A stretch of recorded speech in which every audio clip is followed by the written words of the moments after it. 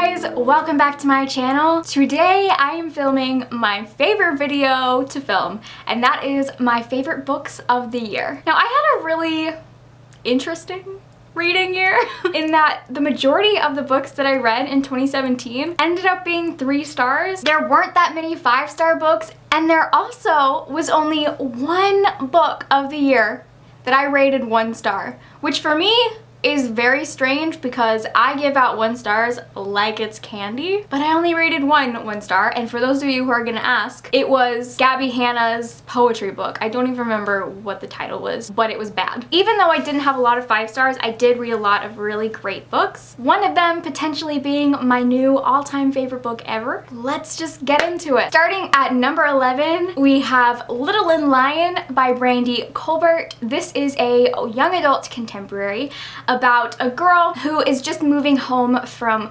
boarding school where she was experimenting in a relationship with a woman. So she gets back home and she's kind of trying to figure out what that means for her and her own sexuality.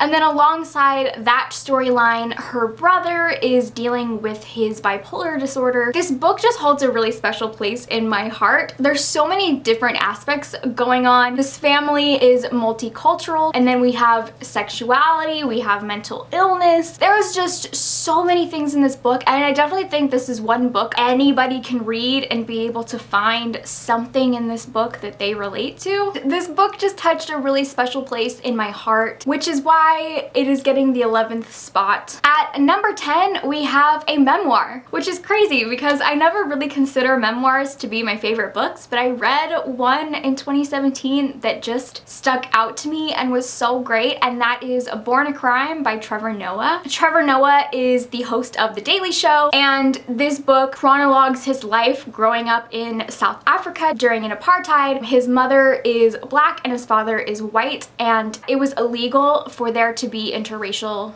relationships, and so his very existence was a crime. There were 2 things that really stood out to me about this book. One, the source material. Prior to this book, I never really knew anything about South Africa and this time in history, and so it was really interesting to learn about that. And then 2, Trevor Noah just has a really great sense of humor. I listened to this on audio and he narrates it, and it was really endearing to hear him recount these experiences that were really awful. I mean, he had a really bad childhood, but he was able to share them with humor. It added a really great experience to reading about a hard time in his life. The way that he talked about his mother and his father, it was just all really funny. He's hilarious. I highly recommend listening to this on audio if you do end up picking it up. I could definitely see myself listening to this again in the future on like a road trip or something.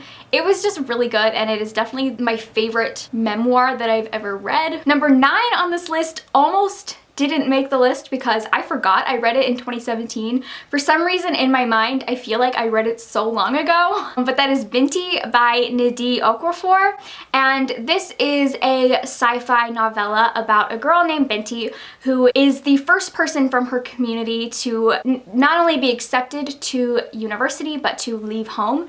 So she goes off on an adventure into a spacecraft to travel to this university, and on the spacecraft, shit happens.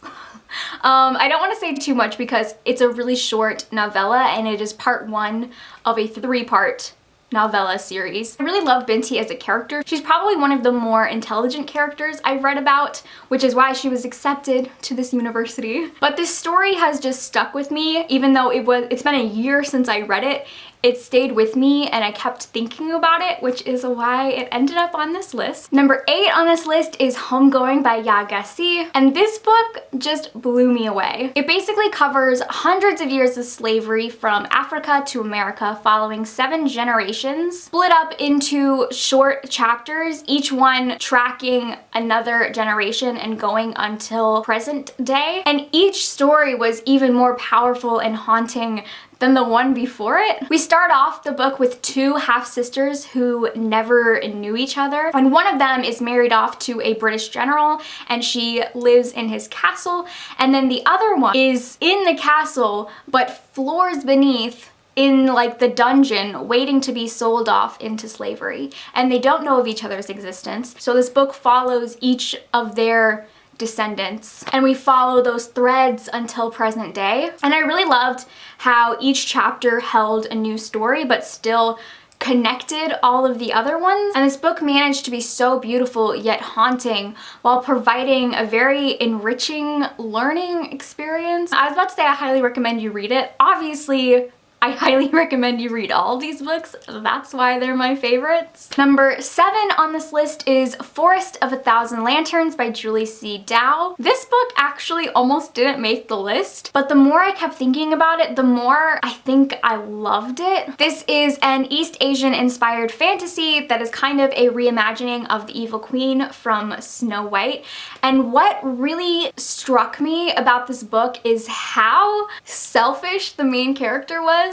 And I loved that. I feel like a lot of time as women, we aren't allowed to be selfish, or when we do make choices specifically for ourselves, it's looked down upon. And so I really just loved seeing this woman go after her own destiny and what she wanted, and not having to even think about how it would affect other people. And another thing that I really loved is how she had her own agency that wasn't tied to a romantic interest, and she had this passion and this desire to attain power, and she wasn't gonna let anybody stop her, even a hot guy. So that is why it made the 7th spot on my list, and I cannot wait for the second book. I'm so excited. So the 6th book on this list is The Romina Girls by Amy Engel. This is a Southern Gothic mystery following this family,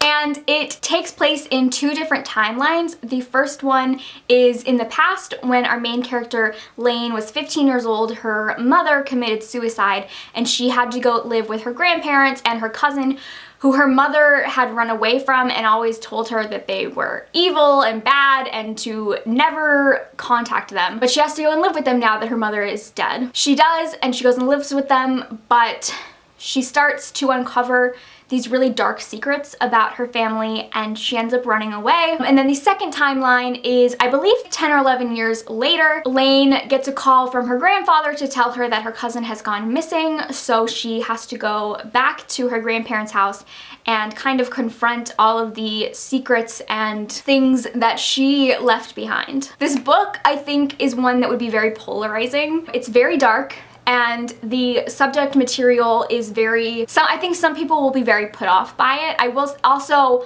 heavy trigger warning for sexual assault. But I loved this book. It was at times hard to read, but there's something about books like this, about taboo things or really dark things, that I just gravitate towards, and it's like a car crash.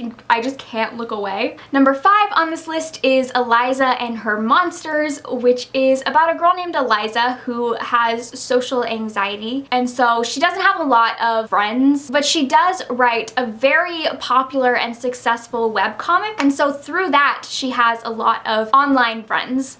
And then one day at school, there is a new kid in school, and she sees that he is writing fan fiction for her webcomic, and so they strike up a friendship. And I just really loved this book. There was a lot of discussion in this book about mental illness, anxiety, depression, suicide, which I wasn't expecting going into it. I thought it was just gonna be like a light contemporary, which it was, but it also talked about these really deep topics in a very successful way. I definitely think this was the best contemporary that I read this year. It was just so good, and every time I think about it, it puts a smile on my face. Number 4 is a book that at one time was my favorite book of the year. I have since read things I think I loved more than this, but I still have a very deep and strong love for this book, and that is They Both Die at the End by Adam Silvera. This book takes place in a universe just like ours, except a few minor differences. One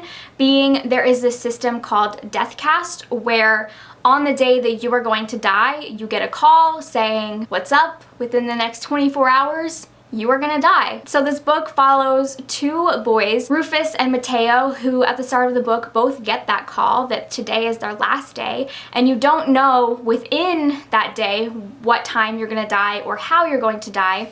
You just know it's going to happen. Through this app called Last Friend app, where people who are both on their last day can meet up and support each other, they meet each other and they just have a wonderful adventure. And despite the title, this book is about life and living life to the fullest and doing things that you're afraid to do and becoming the person that you really want to be. Every single one of us, I think, has those things that we really want to do, but we keep putting it off. We keep saying, I'll do that tomorrow, I'll do that next month, I'll do that next year. And this book is really about, as cheesy as I'm making it sound, it's about seizing the day and becoming the person you want to be right now and not waiting, because you never know when it's going to be your last moment.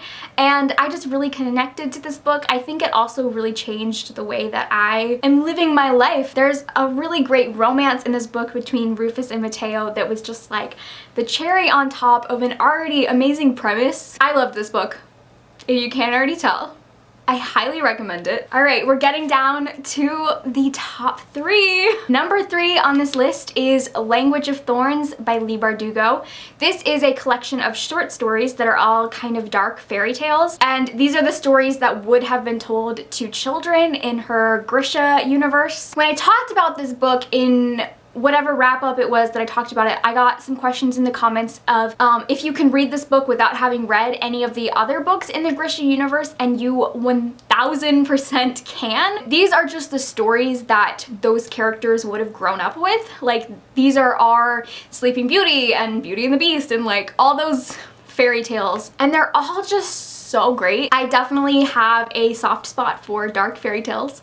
They are quite possibly my favorite things. So this book was already something I knew that I would love, and I love Leigh Bardugo. And then, just to top it off, this book is beautiful. The cover, the inside illustrations, the hardcover, like even without the dust jacket, it's just beautiful. Number 2, I'm cheating a little bit, and it's 2 books. And that is Down Among Sticks and Bones and Beneath the Sugar Sky, the second and third book in the Wayward Children's series by Seanan McGuire. Originally, when I made this list, I only put Beneath the Sugar Sky on it because for some reason, I thought I read Down Among Sticks and Bones in 2016, but I actually read it in 2017. And so I figured it was okay that they share a spot. And if somehow you didn't get the memo, the first book in this series, Every Heart a Doorway, was my favorite book of last year. So I don't think it's a surprise to anybody that these are so high up on my list.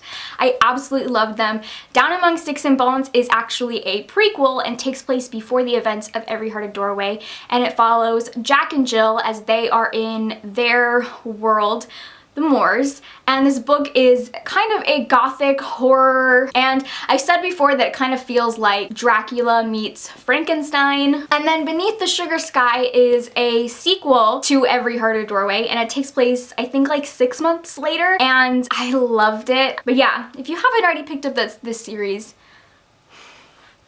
I don't know what else to tell you. I've tried very hard. I talk about this series in every video. Okay.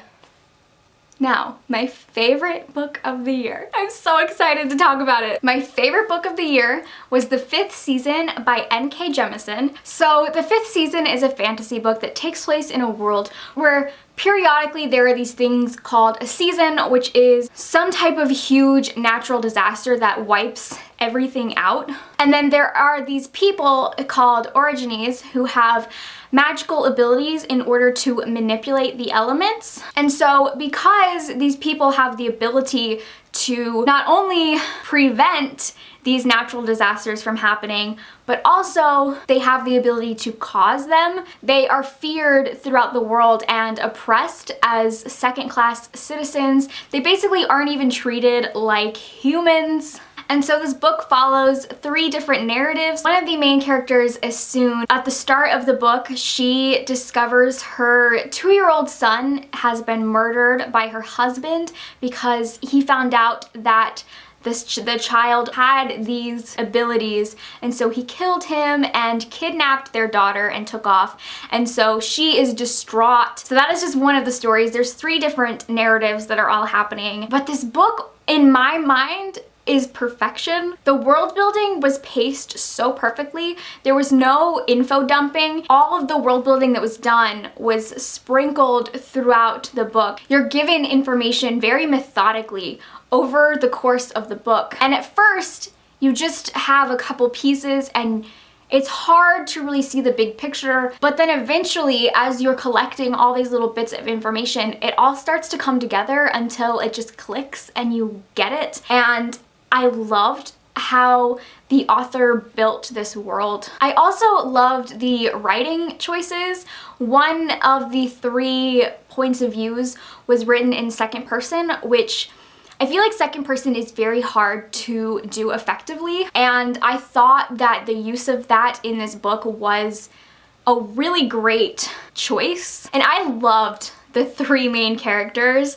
I think this is the only time I've ever read a multiple point of view book where I genuinely liked all of them the same amount. I also loved all the side characters, and there was a lot of diversity in this book. I would say that 95% of the characters were Black, and then we also have a transgender side character. There was also a really healthy polyamorous relationship that I don't think I've ever seen such a healthy portrayal of a relationship between 3 people before. At the core, this book is about systematic oppression and what it does to someone's psyche to constantly be beaten down and told that you are lesser and that you don't deserve basic human rights. And it was so cool to see these concepts that are everyday concepts for us that are happening around us in the world in this fantasy setting. I loved this book so much. I think it is possibly my new favorite book ever. I highly recommend you read this. Of anything that I talked about in this video, you should read this book. It was the easiest 5 stars I've given this year, possibly the easiest 5 stars I've given ever. So those were all of my favorite books of the year.